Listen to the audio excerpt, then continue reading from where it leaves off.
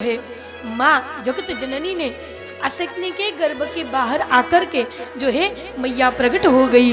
बोली श्री जगदम्बा मात की जय। जैसे ही मैया बाहर प्रकट हो गई, चतुर्भुज रूप धारण करके मैया जैसे ही प्रकट हुई, मैया को प्रणाम किया दोनों पति पत्नी ने, और प्रणाम करके कहा मैया ये चतुर्भुज रूप लेकर के हम सब क्या करेंगे? ये चतुर्भुज रूप नहीं चाहिए, इसको कहाँ बिठाएंगे? बोले चतुर्भुज रूप त्याग दो, क्या करो? बालिका का रूप धारण कर लो। मैया ने कहा कोई बात नहीं, अरे लोकहित के लिए और मेरे प्रभु के दर्शन के लिए मैं बालिका का रूप धारण करूंगी। चतुर्भुज रूप को त्याग करके बालिका का रूप धारण किया। भगवंतापेक्षा अधिक महिमा जर कशाची असेल तर ती त्यांच्या नावाची महिमा आहे. म्हणून गोविंद नामना न भवेत तुल्यम. अनेक प्रमाण दिली जातील. हरिपाठातले प्रमाण आहेत, गाथातले प्रमाण आहेत, ज्ञानेश्वरीतले प्रमाण आहेत, कृष्ण विष्णू हरी गोविंद अनेक प्रमाणात दिले जातील. सांगण्याचं तात्पर्य म्हणून नामाला अतिशय महत्व आहे. सगळ्यांनी हात वरती करून एकदा मोठ्याने नामघोष करायचा आहे. सगळ्यांनी. तुम्हाला वेगळं निमंत्रण देऊ. हर हर महादेव, हर हर महादेव. या तुम्ही आम्ही सगळे श्री शिवपुराणाच्या या चतुर्थ दिवसामध्ये प्रवेश करूया. माँ जगत जननीच्या आशीर्वादाने आणि त्यांच्या चरणाशी आश्रित होऊन या ठिकाणी काल तुम्ही आम्ही तृतीय दिवसाच्या कथेमध्ये काल सुंदर कथा श्रवण केली. द्वितीय दिवसाच्या कथेमध्ये तुम्ही आम्ही सगळ्यांनी मनू आणि शतरूपा यांचा जन्म कसा झाला, पुढे चालून त्यांचा विवाह, त्यांची संतान याविषयी कथा श्रवण केली होती. मायबाप आकुती देवहूती आणि प्रसूती. आकुतीचा विवाह झाला रुची प्रजापतींसोबत. यज्ञ आणि दक्षिणाचा जन्म झाला, त्यांचा विवाह लावण्यात आला. देवहूतीचा विवाह कर्दम महर्षींसोबत झाला, कथा श्रवण केली. पुढे प्रसूती जी होती तिचा विवाह दक्ष प्रजापती सोबत झाला. त्या पुढे काही पुराणांमध्ये असं वर्णन आहे की 27 कन्यांचा जन्म झाला त्यांच्या गृहस्थ आश्रमामध्ये. काही ठिकाणी 16 कन्यांचा जन्म झाला असं गृहीत धरले, असं त्या ठिकाणी रचना केली आहे. पण शिव महापुराणाच्या अनुसार या ठिकाणी दक्ष प्रजापतींना 60 पुत्रींचा जन्म झाला. किती? 60 पुत्र. कशा प्रकारे नारद महर्षी ही सर्वत्र कथा, ज्या प्रकारे आपण प्रथम दिवशी श्रवण केलं, 88,000 ऋषी मुनी सूतजी महाराजांकडून ही कथा श्रवण करत आहेत. त्याच प्रकारे ब्रह्माजींकडून ही कथा स्वयं नारद महर्षी श्रवण करत आहेत. नारद महर्षी प्रश्न विचारतात, ब्रह्माजी त्याचे उत्तर देतात. आणि एका ठिकाणी स्वयं सनत कुमार आदी ऋषी एकत्रित येऊन व्यासजींना ही कथा सांगतायत. आणि स्वयं एकीकडे भगवान शिव या कथेचं निरूपण करतायत, कथेचा विस्तार करतायत. 4 वक्ता आहेत तर 4 प्रकारची श्रोता सुद्धा आहेत. अशाच प्रकारे या ठिकाणी ब्रह्माजींनी नारद महर्षींनी प्रश्न केला, प्रभू दक्षाने कशा प्रकारे 60 पुत्रींना जन्माला घातलं, कशा प्रकारे सतीला जन्म दिला आणि कशा प्रकारे सतीचा विवाह भगवान शंकरासोबत झाला, ह्याचा मात्र तुम्ही विस्तार करून मला सांगा. मायबाप दक्ष प्रजापतीने प्रथमतः तर तपश्चर्या करायला सुरुवात केली.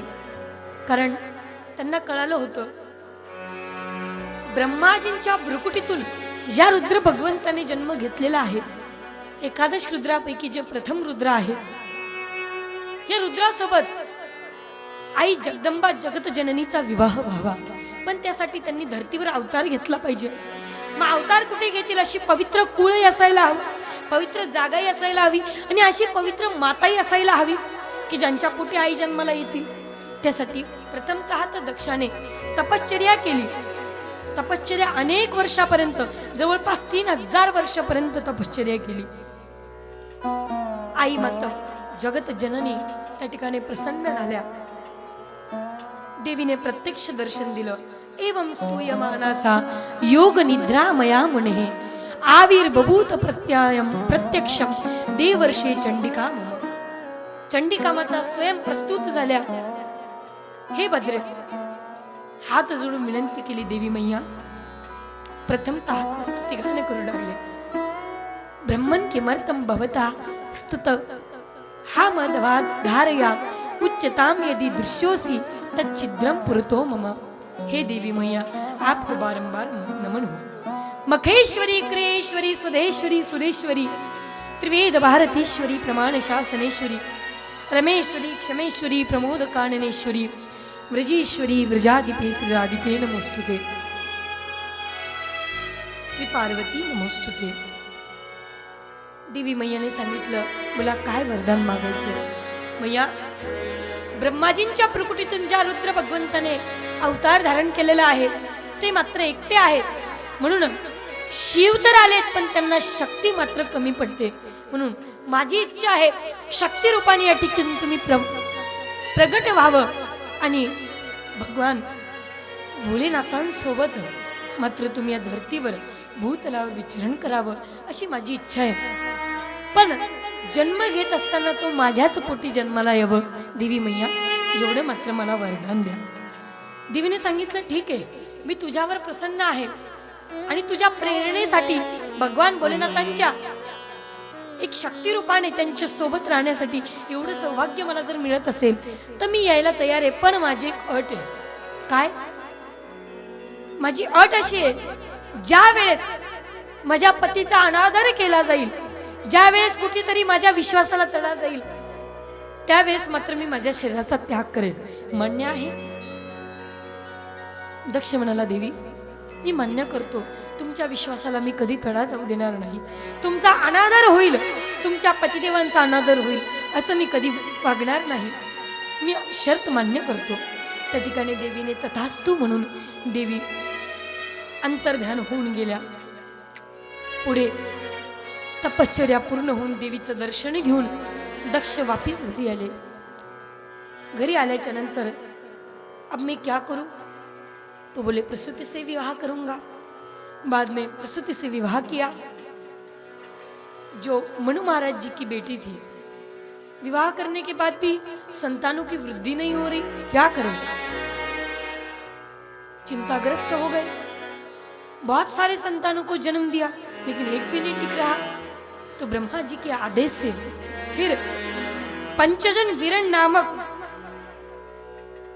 उनकी पुत्री थी असिकनी, उनके साथ फिर विवाह हुआ और उनसे विवाह करके आगे चल करके फिर उन्होंने मैथुनी सृष्टि का प्रारंभ किया. दक्ष ने मैथुनी सृष्टि का प्रारंभ करते हुए प्रथमतः 10,000 पुत्रों को जन्म दिया और उन्हीं सबका नाम हर्यश्व नाम से उनको बुलाया जाता.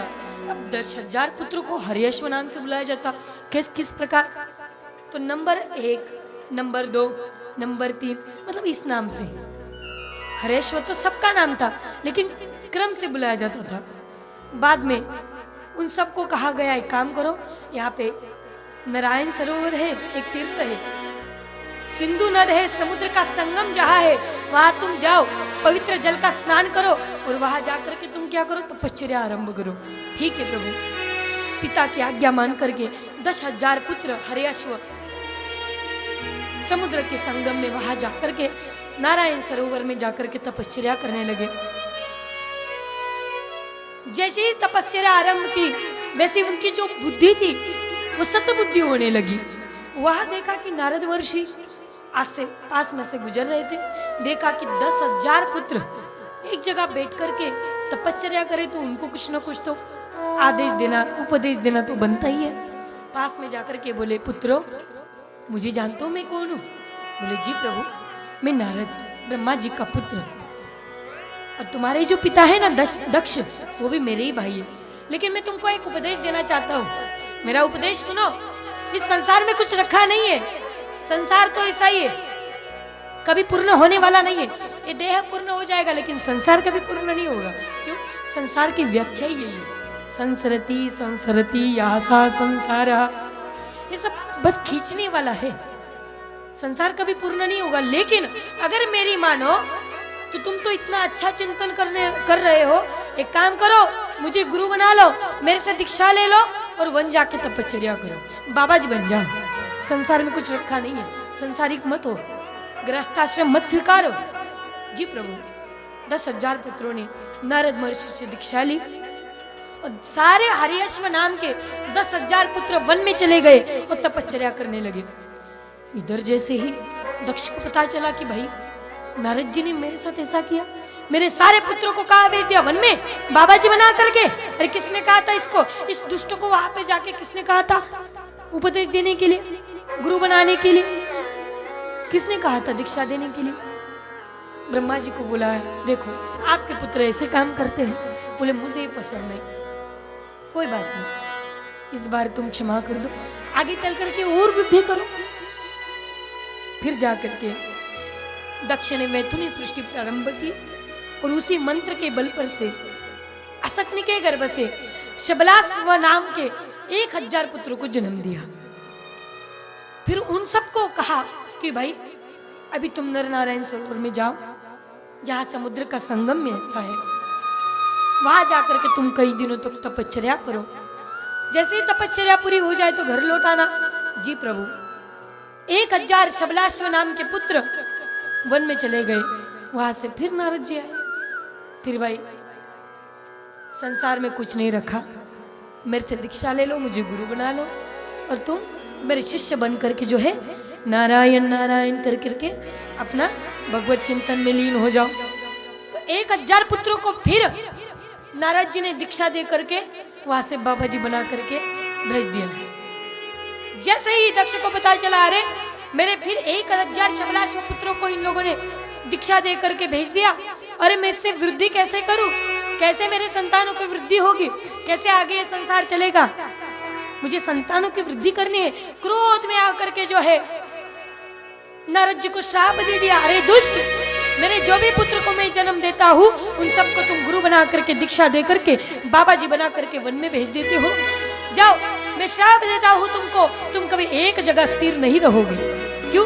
क्योंकि अगर तुम एक जगह स्थिर नहीं रहोगे तो किसी को बाबा जी बनने का तुम दीक्षा प्रदान नहीं करोगे, ऐसा काम तुम मत करो।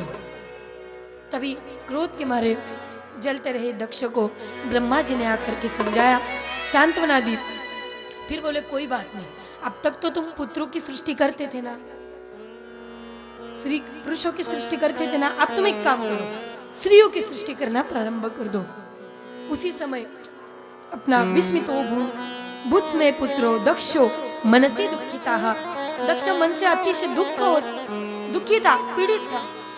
उसी समय उसने सोचा कि कोई बात नहीं, देखो पुत्रों को अगर जन्म दो तो पुत्र को तो कोई भी शिष्य बना सकता है कि नहीं, कोई भी अपना चेला बना सकता है, लेकिन अगर मैंने पुत्री को जन्म दे दिया तो पुत्री किसी की चेली नहीं बनती है, वो खुद किसी को चेला बना लेती है।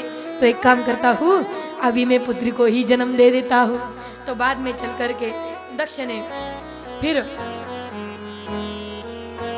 तपश्चर्या करना प्रारंभ की और उसी मंत्र बल से फिर उन्होंने 60 पुत्रियों को जन्म दिया। कितना? हर हर महादेव, हर हर महादेव।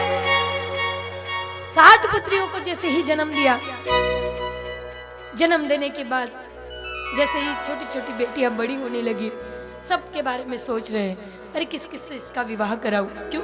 क्योंकि हर पिता को मन में ये तो होता ही है कि मेरी पुत्री जिस घर में जाए वहां तो उजाला करेगी करेगी, लेकिन मेरी पुत्री का ध्यान रखने वाला जो भी वर हो, जो भी पुरुष हो, वो भी तो उसके लायक होना चाहिए। अरे गहरे नथु कहरे को तोरी मेरी पुत्री को सौंप दूं मैं। तो उस प्रकार फिर वर को ढूंढना प्रारंभ किया। बाद में जाकर के उन्होंने अपनी 60 में से जो 10 पुत्रियां थी उनका चल करके विवाह धर्मराज से कराया, जिसमें से एक मूर्ति नाम था जिस मूर्ति के गर्भ से आज भी जिन्होंने जन्म लिया वो नरनारायण भगवान थे। वो आज भी बद्रिकाश्रम में वहां स्थित है, जिनकी पूजा 6 महीने तक हम सब जीवधारी करते हैं और 6 महीने तक की बार जैसे ही बंद हो जाते हैं तो गुप्त काल में आकर के नारद महर्षि करते हैं। तो 10 पुत्रियों का विवाह धर्म से कराया। आगे चल करके फिर 13 पुत्रियों का विवाह कश्यप मुनि से कराया। 27 पुत्रियों का विवाह चंद्रमा से कराया। फिर आगे चल करके 2 पुत्रियों को अंगिरा और कृशाश्व को ब्याह दी गई। फिर आगे चल करके 4 पुत्रियां बची थी, उनको तारक्ष से विवाह करा दिया गया। उससे पश्चात फिर कोई बचा ही नहीं। अरे फिर दक्ष को मन में लगा कि नहीं, अब मुझे लगता है कि मेरी मैया अब इस धरती पर विचरण करने लगे। फिर बाद में जो है मैया का स्मरण करना प्रारंभ किया। स्मरण करते ही मैया ने कहा कोई बात नहीं, आज का समय देख करके दक्ष ने असक्नि के गर्भ में गर्भाधान किया। उसी रात्रि में माँ जगत जननी जगदम्बा मैया ने असक्नि के गर्भ में प्रवेश किया। असक्नि उस समय बड़ी ही सुंदर और तेजमय प्रतीत हो रही थी। उस समय दक्ष ने कई दिन तक असक्नि के गर्भ में जो मैया थी उसके ऊपर गर्भ संस्कार किया, ब्राह्मणों को बुलाया, बड़ा उत्सव मनाया और उसके बाद जो है ब्राह्मणों को दक्षिणा भी दी गई। आगे चल करके जैसे ही दिन प्रतिदिन गर्भ बढ़ता चला जा रहा था, 9 महीना पूरा हो गया। जैसे ही 10वें महीना का प्रारंभ हुआ तो 10वें महीने में जो है माँ जगत जननी ने असक्नि के गर्भ के बाहर आकर के जो है मैया प्रकट हो गई।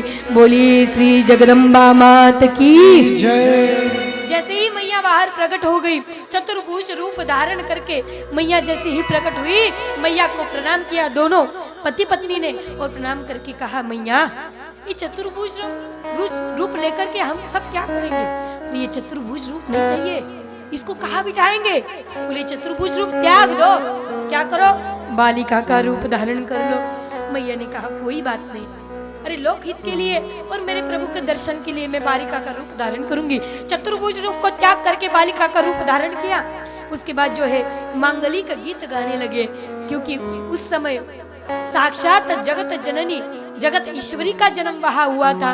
तो सारे ऋषि मुनियों को वहां पे इकट्ठा करके निमंत्रित किया गया। ऋषि मुनि ज्ञानी ध्यानी निर्मलात्मा शुद्धात्मा पवित्र आत्मा अनेकों जन वहां पे आए और वहां पे बधाई गान करने लगे कि ऐसी सुंदरी स्त्री, ऐसी सुंदरी जगत जननी यहाँ पे जन्म ली है। तो भाई बधाई तो एक दिन के लिए नहीं चली, हाँ बधाई 6 महीने 7 महीने तक बधाई गान चलने लगी। और वहां पे दक्ष के यहाँ पे आके अनेक ब्राह्मणों ने बधाई गान करते हुए बधाई भी लूटी।